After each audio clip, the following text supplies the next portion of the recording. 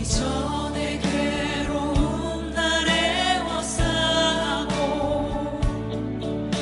고난의 길을 걷는다 해도 주님께 모두 맡긴 우리 영혼 끝내 승리의 날을 맞으리. 선한 능력으로 일어서리. 주 안을 지하리. 믿음으로 우리 고뇌 안에 주 오실 그날 영광의 새날을 맞이. 목소리 높여서 주님이 마신 고난의 승잔을 우리도 감사하며 받으리. 주님의 남은 고난 채워가며 예수와 복음 위에 살리라. 선한 능력으로 일어서리. 주 안을 지하리. 믿음으로 우리 고뇌 안에 주 오실 그날 영광의 새날을 맞이. 선한 능력으로 일어서리. 선한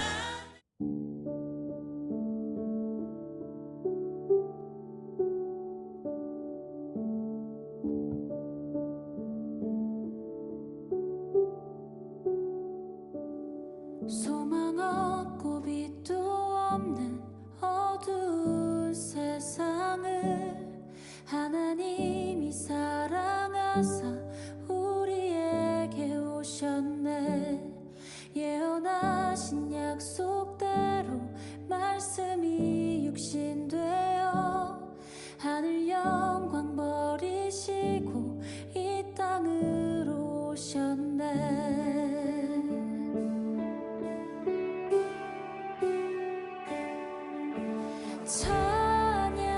찬양하세 우리 주 삼위일체 하나님. 지극히 높으신 주 영원토록 찬양합니다.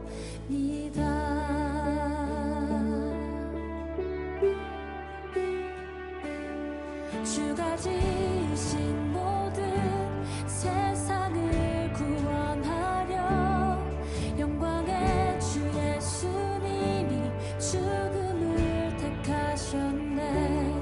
그 고통 속에서도 주의 뜻 기억하사 길을 잃은 우릴 위해 십자가를 지셨네.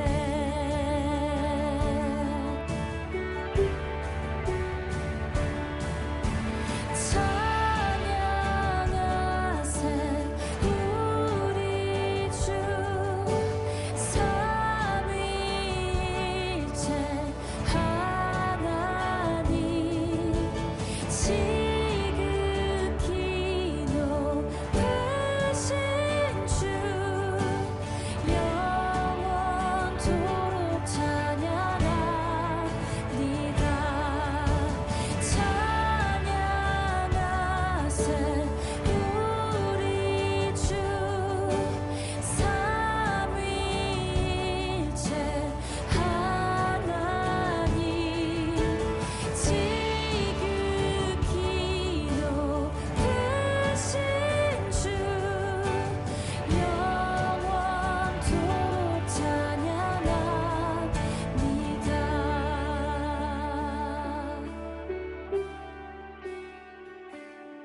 부활하신 그 아침 모세가 엘리압의 아들 다단과 아비람을 부르러 사람을 보냈더니 그들이 이르되 우리는 올라가지 않겠노라.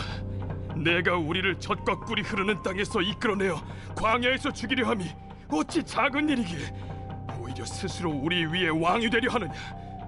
이뿐 아니라 내가 우리를 젖과 꿀이 흐르는 땅으로 인도하여 들이지도 아니하고 밭도 포도원도 우리에게 기업으로 주지 아니하니 내가 이 사람들의 눈을 빼려느냐. 우리는 올라가지 아니하겠노라. 모세가 심히 노하여 여호와께 여짜오되 주는 그들의 헌물을 돌아보지 마옵소서. 나는 그들의 나귀 한 마리도 빼앗지 아니하였고 그들 중에 한 사람도 해하지 아니하였나이다. 이에 모세가 고라에게 이르되 너와 너의 온 무리는 아론과 함께 내일 여호와 앞으로 나오되 너희는 제각기 향로를 들고 그 위에 향을 얹고 각 사람이 그 향로를 여호와 앞으로 가져오라. 향로는 모두 250개라. 너와 아론도 각각 향로를 가지고 올지니라. 그들이 제각기 향로를 가져다가 불을 담고 향을 그 위에 얹고 모세와 아론과 더불어 회막문에 서니라. 고라가 온 회중을 회막문에 모아놓고 그 두 사람을 대적하려 하매 여호와의 영광이 온 회중에게 나타나시니라. 여호와께서 모세와 아론에게 말씀하여 이르시되 너희는 이 회중에게서 떠나라. 내가 순식간에 그들을 멸하려 하노라. 그 두 사람이 엎드려 이르되 하나님이여, 모든 육체의 생명의 하나님이여, 한 사람이 범죄하였거늘 온 회중에게 진노하시나이까. 여호와께서 모세에게 말씀하여 이르시되 회중에게 명령하여 이르기를 너희는 고라와 다단과 아비람의 장막 사방에서 떠나라 하라. 모세가 일어나 다단과 아비람에게로 가니 이스라엘 장로들이 따랐더라. 모세가 회중에게 말하여 이르되 이 악인들의 장막에서 떠나고 그들의 물건은 아무것도 만지지 말라. 그들의 모든 죄 중에서 너희도 멸망할까 두려워하노라. 무리가 고라와 다단과 아비람의 장막 사방을 떠나고 다단과 아비람은 그들의 처자와 유아들과 함께 나와서 자기 장막문에 선지라.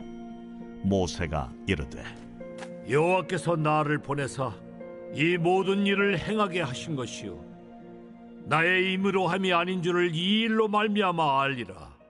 곧 이 사람들의 죽음이 모든 사람과 같고 그들이 당하는 벌이 모든 사람이 당하는 벌과 같으면 여호와께서 나를 보내심이 아니거니와 만일 여호와께서 새 일을 행하사 땅이 입을 열어 이 사람들과 그들의 모든 소유물을 삼켜 산채로 수월에 빠지게 하시면 이 사람들이 과연 여호와를 멸시한 것인 줄을 너희가 알리라. 그가 이 모든 말을 마치자마자 그들이 섰던 땅바닥이 갈라지니라. 땅이 그 입을 열어 그들과 그들의 집과 고라에게 속한 모든 사람과 그들의 재물을 삼키매 그들과 그의 모든 재물이 산채로 수월에 빠지며 땅이 그 위에 덮이니 그들이 회중 가운데서 망하니라.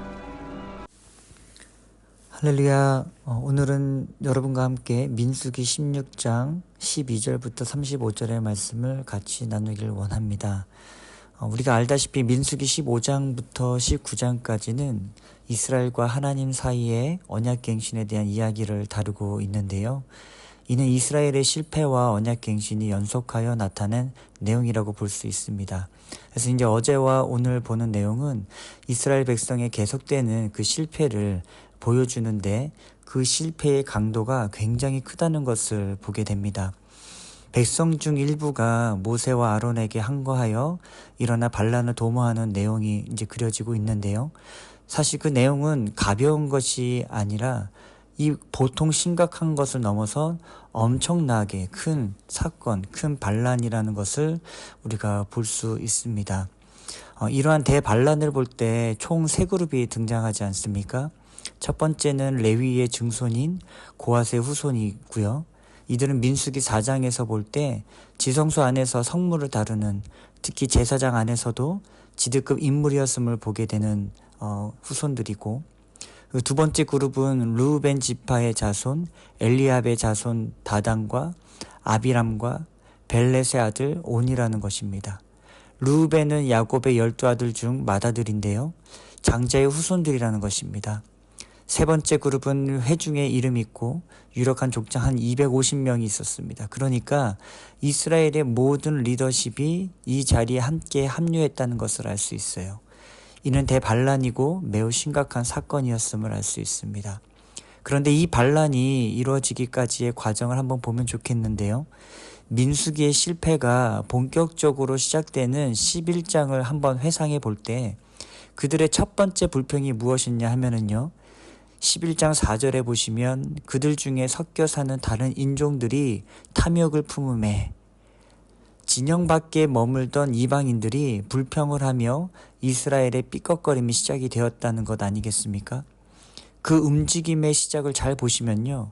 죄의 움직임이 진영 밖에서부터 시작된 불평이었는데 점점 이스라엘로 확장이 되고, 그리고 그것이 중심부로 이동해 가고 있는 것을 볼 수 있습니다. 무엇을 이야기하냐면요.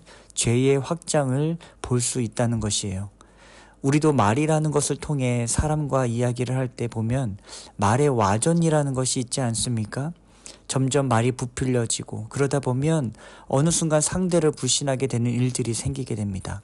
처음에는 불평이었지만 나중에는 점점 와전이 되면서 불신의 상태까지 만들어지는 현상들이 일어나는 것이죠. 바로 여기서도 이런 현상이 나타나서 진영 밖에서 일어나 이제는 이스라엘 가장 중심부인 거룩한 성막 앞에서 이런 반역이 일어나고 있는 것을 보게 되었던 것입니다. 이것이 죄의 성격이라는 것이에요. 외부의 가장 작은 것부터 시작했지만 점차 내부로 우리 안에 들어와 중심부를 흐트러 놓게 만듭니다. 가장 중요한 중심부로 들어오면서 그 크기와 심각성이 점점 심해지는 것이에요.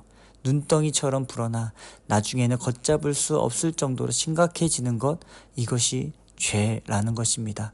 이처럼 죄의 속성이 확장력이라면 그러면 죄의 본성이 무엇일까요? 이제 어제 본문이었지만 잠깐 한번 보시면 3절에 보시면 그들이 모여서 모세와 아론을 거슬러 그들에게 이르되 너희가 분수에 지나도다. 회중이 다 각각 거룩하고 여호와께서도 그들 중에 계시거늘 너희가 어찌하여 여호와의 총회 위에 스스로 높이느냐. 이들의 주장을 보면 일면 일리 있는 말인 것 같지 않습니까? 하나님이 우리를 위해 일하시는데 우리가 하나님 가운데 거하는데 왜 당신들만 대사장의 직분을 감당하는가, 평등을 달라라는 내용과 비슷해 보인다는 거예요.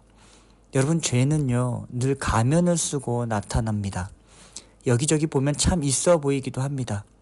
그러나 우리가 무엇을 말하는가 보다 그 중심에 무엇이 있는가에 더 주목해 봐야 한다는 것이에요. 이들의 반란은 결코 평등의 문제가 아니라는 것입니다. 무엇입니까? 자신이 맡은 일을 하찮게 여겼다는 것이에요. 9절을 보시면 이스라엘의 하나님이 이스라엘 회중에서 너희를 구별하여 자기에게 가까이 하게 하사 여호와의 성막에서 봉사하게 하시며 회중 앞에 서서 그들을 대신하여 섬기게 하심이 너희에게 작은 일이겠느냐. 하나님은 그들을 구별하셨습니다. 이것만으로 큰 은혜이지 않습니까? 또한 하나님은 자기에게 가까이 할 수 있도록 또 허락해 주셨어요. 더불어 성막에서 일을 할 때도 그냥 성막에서 일하는 일이 아니라 지성소 가장 중요한 일을 맡기셔서 봉사하게 하셨고요. 이 모든 것이 특권이고 은혜인데 불평을 합니다. 자신의 존재와 정체성을 하나님 안에서 해석해내지 못하는 그 어리석음을 발견하게 되는 것이죠. 그들은 겉으로는 평등을 주장했지만 스스로는 하나님 노릇하며 스스로의 옳음과 정당함을 나타내려 했던 이들이었어요. 그들은 모세와 아론은 물론이요, 하나님보다도 자신들이 옳다고 여겼던 것이었습니다. 그래서 우리가 보는 오늘 본문의 30절에 보시면 하나님을 멸시했다고까지 기록하고 있어요.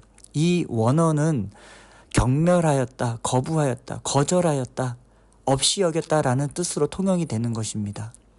이들이 그동안 받은 은혜와 특권을 헤아려 볼 때 얼마나 배은망덕하고 패역한 그 자체였는지를 알 수 있는 대목이 아니겠습니까? 우리가 민수기를 지금 계속해서 보고 있지만 하나님은 죄를 용납하실 수 있는 분이 아니시라는 거예요. 앞에서도 말씀드렸듯이 죄는 가장 작은 흔적조차 그냥 내버려 두면 점점 걷잡을 수 없을 정도로 커져 누룩과 같이 커지기 때문에 하나님이 그 사실을 알기 때문에 오늘 19절과 21절 본문처럼 하나님이 영광 중에 나타나시며 하나님은 모세와 아론에게 이들을 진멸하시겠다라고 하신 것입니다. 여러분, 이게 벌써 몇 번째일까요? 11장부터 거의 매 장마다 한 장도 채 넘기지 못하고 이들은 범죄하고 있고 하나님은 진노하시고 이들을 진멸하시겠다라고 거듭거듭 말씀하고 계신 것입니다. 그러면서 말씀을 보는데 저는 이런 생각이 한번 좀 들었어요. 도대체 이게 몇 번째인가? 참 이거 너무하네 라고 여겼는데 차츰 그 생각이 바뀌기 시작했습니다. 하나님의 관점으로 좀 바뀌게 되었어요. 도대체 하나님은 왜 이렇게 일을 하실까라는 관점으로 시각이 바뀌게 되었습니다. 다른 부분 때문이 아니라 하나님이 거듭 진멸하시는 것이 아니라 진멸을 선포하신다는 부분 때문에 이런 생각이 들었던 것 같아요. 한번 이전 반역 사건으로 돌아가서 이들이 했던 사건으로 돌아가서 생각해 보면 어떨까요? 앞서 말씀드린 것처럼 하나님은 죄를 용납하실 수 있는 분이 아니십니다. 죄를 참지 않으시는 분이에요. 그래서 하나님은 진중에서 이들이 죄를 지었을 때 그냥 그들을 진멸하실 수 있었습니다. 그 누구도 이 일에 대해 왈가왈부할 수도 없었습니다. 그냥 하나님은요, 진멸하시면 되는 것이었어요. 모세와 아론의 허락도 받을 필요도 없었습니다. 그냥 주권자로서 심판하시면 되는 것입니다. 그런데 그렇게 하지 않으시더라고요. 더 큰 범죄가 일어나고 그에 대한 더 큰 형벌을 내리셔야 하는 그 시점마다 하나님은 굳이 모세와 아론에게 먼저 말씀하고 계십니다. 오늘도 20절과 21절을 보시면 어떻습니까? 먼저 말씀하시지 않습니까? 여호와께서 모세와 아론에게 말씀하여 이르시되 너희는 이 회중에게서 떠나라. 내가 순식간에 그들을 멸하려 하노라. 말없이 그냥 진멸하시면 되는데 굳이 하나님은 말씀하십니다. 혹시 여러분 이 대목에서 어떤 마음이 느껴집니까? 하나님의 마음이 느껴지고 계십니까? 하나님은 죄를 정말 싫어하십니다. 그런데 반면에 하나님은 자신의 백성을 너무너무 사랑하십니다. 하나님의 머뭇거리시는 대목이 보이기 시작하더라고요. 모세야, 아론아, 제발 나를 좀 말려보렴. 제발 내가 이렇게 머뭇거리는 순간을 줄 테니까 빨리 회개하고 돌아오면 안 되겠니라는 하나님의 마음이 보이는 것 같아요. 실제로 오늘 모세와 아론의 중보를 통해 이들에게 돌이킬 수 있는 기회가 주어진 것을 보게 되지 않습니까? 24절에도 보시면 다 그 주변에서 떠나라 하시고 26절에는 그들의 물건을 만지지도 말라고 엄히 말씀하십니다. 실제로 이 은혜로 인해 산자들이 있었다는 거예요. 민수기 26장 9절에서부터 11절에 보시면 엘리압의 아들은 느무엘과 다단과 아비람이라. 이 다단과 아비람은 회중 가운데서 부름을 받은 자들이니 고라의 무리에 들어가서 모세와 아론을 거슬러 여호와께 반역할 때에 땅이 그 입을 벌려서 그 무리와 고라를 삼키매 그들이 죽었고 당시에 불이 250명을 삼켜 징표가 되게 하였으나 고라의 아들들은 죽지 아니하였더라. 여러분 다 죽었는데요. 고라의 자손들은 죽지 않았다는 거예요. 돌이킨 자들은 살았다라는 것입니다. 고라의 자손들 중에 나온 것이 다윗에게 기름 부었던 사무엘이었고요. 그리고 시편 42편에서부터 49편도 읽어보시면 고라의 자손의 시편이 기록되어 있습니다. 하나님을 갈망하며 나를 불쌍히 여겨 달라고 도와달라는 그들의 고백이 그 시편에 담겨 있습니다. 이들이 돌이키자 하나님은 이들을 통해 일하심을 보게 되는 것이에요. 하나님은 이들을 진멸하시기보다 돌이키길 원하십니다. 그래서 기회를 주시고 또 기회를 주신 것입니다. 우리에게도 마찬가지 아니겠습니까? 하나님은 우리가 돌이키길 원합니다. 돌아와라. 제발 돌아와라. 죄에서 돌아서라. 자기중심적으로 살아가는 우리의 죄악된 죄의 노예 가운데 더 이상 죄의 종노릇하지 말고 돌아와라. 이 기회 놓치지 말고 즉각 하나님 앞으로 돌아가야 한다는 것입니다. 하지만 하나님이 이렇게까지 그들을 살리길 원하시지만, 이렇게 자비하심을 드러내시지만 하나님은 여전히 죄를 용납하시지 않으시는 분이라는 것은 우리는 기억해야 한다는 것입니다. 이미 일어난 죄를 그대로 좌시하거나 흘려보내시는 분이 아니라는 거예요. 그래서 어제 본문에서 하나님 앞에 엎드림으로 잠시 죄를 예방할 방법을 얻게 되었고, 오늘 본문에서도 죄에서 돌이킬 수 있는 기회를 얻었지만, 우리가 이어지는 본문에서 볼 수 있는 것은 죄를 해결할 수 있는 능력은 우리에게 주어져 있지 않다는 것입니다. 죄에 대해서 하나님이 반드시 심판하십니다. 죄의 값을 치르는 것 외에는 그 죄에 대해 우리가 어떻게 대처할 수 있는 어떤 것도 없다는 거예요. 이것이 내일 이어지는 것이 바로 27절부터 35절까지의 내용이라는 것입니다. 32절에 기록한 대로 땅이 입을 벌려 그들을 산채로 지옥으로 데려가고 여호와의 불이 이들을 불사른다는 것입니다. 무엇인가요? 죄의 삭은 사망이라는 것입니다. 필연적인 결론 아니겠습니까? 그런데 더 비극적인 것은 하나님이 이렇게까지 엄정히 처벌하시고 공포스러운 방식으로 자신이 얼마나 죄를 싫어하시는지 밝히 보여주심에도 불구하고 사람은 쉽게 변하지 않는다는 것입니다. 내일 본문이겠지만 짧게 본문을 보면 이 일이 일어난 후에 백성들의 반응이 무엇입니까? 아이고 큰일 났다. 하나님은 예전보다 더 잘 섬겨야지. 이제부터 잘해야겠지, 이런 것일까요? 41절과 42절에 보시면 온 회중이 모세와 아론을 원망하고 너희가 여호와의 백성을 죽였도다 하고 사람을 치려하는 것입니다. 정말 잘 바뀌지 않는 사람의 모습입니다. 하루가 채 지나지도 않았는데 또 범죄한 모습을 보여준다는 것이에요. 이것이 죄인인 인간이라는 것입니다. 스스로를 구원할 수 없는 우리이기에 죄를 먹고 마시고 날로 죄를 확대 재생산하는 연약한 우리들이라는 것입니다. 은혜를 잊고 기회를 받아도 이를 다 걷어차 버리고 더 악한 악을 바라는 것이 우리의 연약한 죄인된 모습이라는 것입니다. 이런 우리가 우리 자신을 볼 때 과연 어떤 소망이 있을까요? 그런데 그런 우리를 하나님이 포기하지 않으신다는 것입니다. 이 끝간데 없이 범죄하는 이들을 위해 모세와 아론은 또 중보하시고 죽은 자와 산자 가운데 서서 향로와 제단에 불을 가져와 속죄합니다. 여러분, 이것이 예표하는 것이 바로 예수 그리스도의 십자가 사건이라는 거예요. 예수님은 모세와 아론을 능가하는 그 완전한 중보자요 대제사장이시라는 것입니다. 죄를 알지 못하신 그분이 우리를 위해 죄를 짊어지시고 죄가 되십니다. 그분이 우리를 위해 대신 죽으신 것입니다. 그래서 오늘 본문은 그 어느 본문보다 예수님이 너무 필요하다는 것을 보여주는 것 같아요.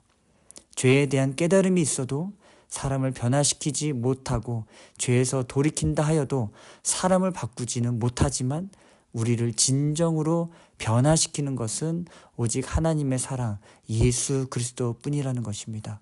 우리의 죄를 해결하시고 그것을 넘어 우리를 의롭다 하시고 그것을 넘어 우리를 양자 삼으시고 그것을 넘어 죄의 종노릇하는 우리를 생명의 왕노릇하며 살도록 인도하시는 그 주님, 우리가 그 주님을 오늘도 바라보며 소망하며 그 믿음 가운데 온전히 거하는 저와 여러분이 되면 좋겠습니다. 그분이 얼마나 우리를 사랑하는지를 알고 누리기를 원합니다. 그리고 그렇게 민수기의 백성과 다르게 우리 인생의 한 장 한 장을 넘겨갈 때 우리를 보시며 기뻐하시는 그런 하루를 온전히 살아가는 저와 여러분이 되길 예수 그리스도 이름으로 축원드립니다. 오늘 우리가 들은 말씀을 붙들고 우리가 함께 기도하기를 원하는데요. 먼저 죄를 미워하시는 하나님의 마음을 헤아리며 우리가 죄를 가볍게 여기지 않고 죄를 하나님의 거룩하심에 따라 우리가 불평이 아닌 감사와 기쁨으로 하루를 살아가게 해달라고 기도하기 원합니다. 그리고 우리를 진정으로 변화시키는 사랑은 오직 예수 그리스도의 십자가의 사랑임을 기억하며 참된 십자가의 사랑과 은혜를 깊이 묵상하는 하루가 되게 해달라고 우리 같이 한번 기도하겠습니다.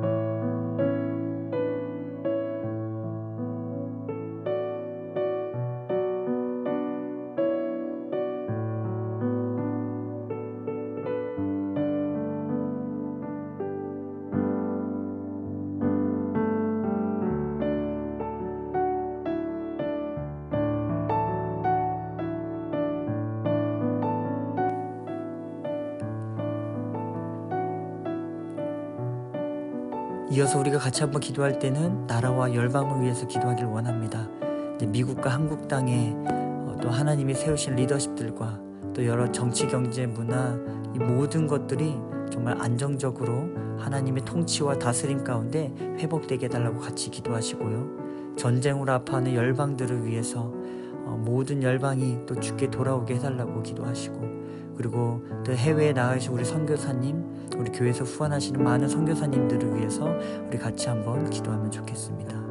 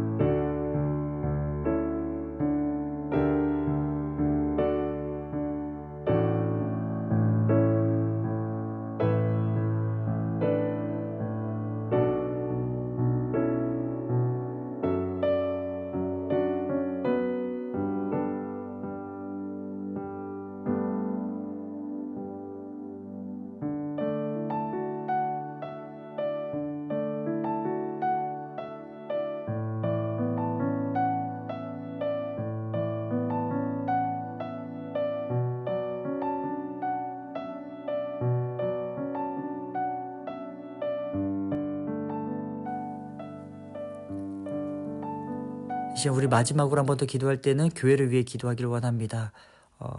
5월 달에 있을 교회 이제 행사가 있습니다. 그리고 여름 단기 선교 계획도 있고 목장 개편 과정도 있습니다. 그리고 교회 안에 아프신 분들도 있습니다.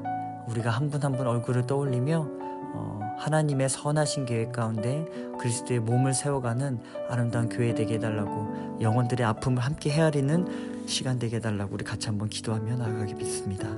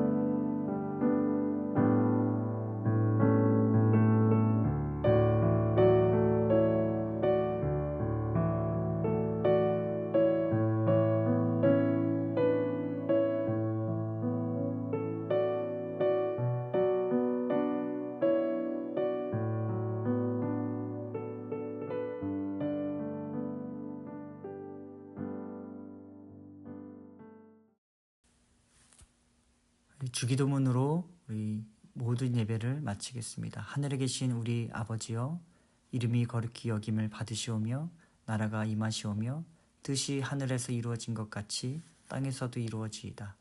오늘 우리에게 일용할 양식을 주시옵고 우리가 우리에게 죄 지은 자를 사하여 준 것 같이 우리의 죄를 사하여 주시옵고 우리를 시험에 들게 하지 마시옵고 다만 악에서 구하시옵소서.